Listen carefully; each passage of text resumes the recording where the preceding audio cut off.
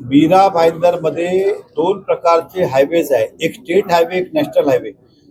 Taiser check नाका ते fountain पर्यंत हा नॅशनल हायवे, ज्याचं देखरेख खर्च कोण करते, फ्लायओव्हर रोड हे सगळं नॅशनल हायवे करते.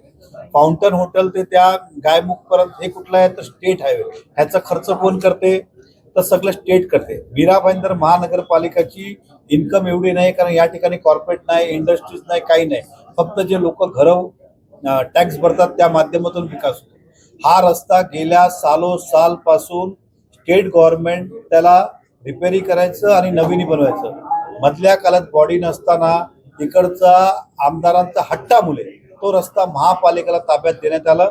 आता त्या रस्त्याला दरवर्षी 8-10 कोटी रुपये खर्च आहे, म्हणून महापालिकाने हा निर्णय घेतला की तो रस्ता महापालिका सांभाळू शकत नाही, तो स्टेट हायवे, मीरा भाईंदरचा रस्ता नाहीये, म्हणून तो रस्ता महापालिका परत दिला शासनाला की आपण त्याला मेंटेन करा, आमची कॅपॅसिटी नाही आणि तुम्हाला मेंटेन करायचं असेल तर आम्हाला पैसे द्यावे लागेल महापालिकेला, तरच तो मेंटेन करता येईल. म्हणजे प्रताप सरनाईक यांच्याकडनं आपल्यावरती अनेक आरोप लावण्यात आले खड्ड्यांच्या विषयावर, यावरती आपण काय बघा, त्यांचं कामच आहे, ते इकडे येतात त्याशिवाय काय करतात का आजपर्यंत सांगा मला, एकही त्यांचं आवक सांगा आणि ते आरोप नाही करणार असं होईल का? आता मला सांगा, त्या प्रताप सरनाईकला एवढं तरी माहिती पाहिजे की जनतेची एवढी चिंता आहे, तर त्यांनी त्याच रस्त्यावर त्यांचं रिसॉर्ट आहे, तिकडे 27 करोड रुपयाची जमीन भूसंपादन केली, खर्च कोणाला करायला लावला, महापालिकेला पैसे द्यायला लावले. 22 करोडचा MMRDA कडनं रोड केला, पैसे कोणी दिले, MMRDA.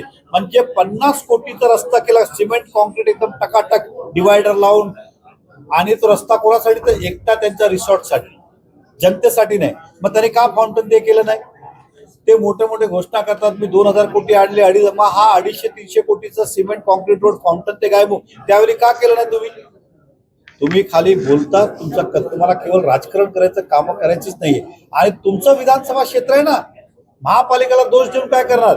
तुम्ही सरकारकडे जाऊन सांगायला पाहिजे ना, मला पैसे द्या, मला रस्ता करायचा आहे. आम्हीच तो जातो की माझा विधानसभा क्षेत्रामध्ये महापालिकेत तेवढे पैसे नाहीये, तुम्ही मला पैसे द्या. आता मी तुमच्या माहितीसाठी उत्तमच्या रस्त्यासाठी मी 101 कोटी घेऊन आलो. किती? 101 कोटी. मीरा भाईंदर रस्ता आहे, मी मुख्यमंत्र्यांचे मिनिट्स आहे, तुम्हालाही पहिला 250 कोटीचं ते मंजूर करून आणलं. मी जसं मी करून आणलं तसं त्यांना करता येत नाही का? त्यांनी करावं ना. आणि ऑलरेडी त्या ठिकाणी मेट्रो होणार आहे, म्हणून तो सिमेंट रोड होणारच आहे. आम्ही खाली एवढंच सांगितलं, खाली रस्ता सांभाळणं म्हणजे खाली खड्डे भरणं नाही, तर त्याची अख्खी जबाबदारी घेणे. मग तिकडे ट्रॅफिक असेल, तिकडे अपघात होईल, ऍक्सिडेंट होईल, दिव्यबत्ती असतील, वीज असतील, भविष्यातले प्रॉब्लेम, हे सगळी जबाबदारी येते आणि महानगरपालिका ही जबाबदारी सांभाळू शकत नाही, कारण तो स्टेट हायवे. धन्यवाद. ते महापौरावर गुन्हा दाखल करण्याची मागणी केली, करून दाखवा.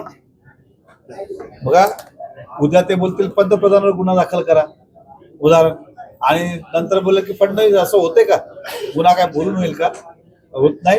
आणि महापौर हे शहराचे प्रथम नागरिक आहे. उदाहरण सांगतो, जसं कुठलाही ज्यावेळी रीतसर लोकांमधनं निवडून आलं, त्यानंतर ते पदावर बसल्यानंतर अशा प्रकारची भाषेचा वापर करता येत नाही.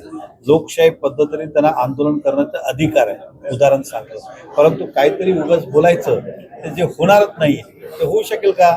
नाहीच होणार आहे. ते तुम्हालाही माहित आहे, मलाही माहित आहे. कारण महापौर शेवटी जो सदनचा निर्णय असेल त्यांना त्याप्रमाणे काम करावं लागतो.